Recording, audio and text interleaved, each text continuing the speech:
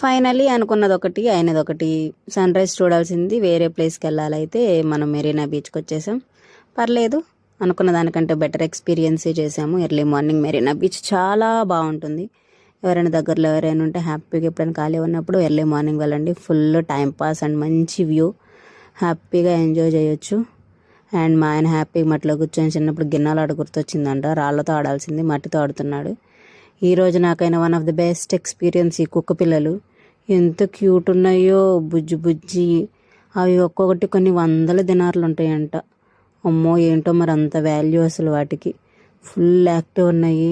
But చూస్తుంటే మాత్రం చాలా భయంగా ఉంది, అట్లా ఉన్నాయి. దగ్గరికి వెళ్ళి జస్ట్ ఒక ఫోటో తీయాలంటే కూడా ధైర్యం సరిపోలేదు.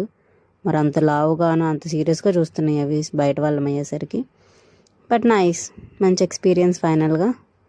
ఎవరైనా ఫ్రైడేస్ కానీ సాటర్డేస్ కానీ కుదిరితే ఎర్లీ మార్నింగ్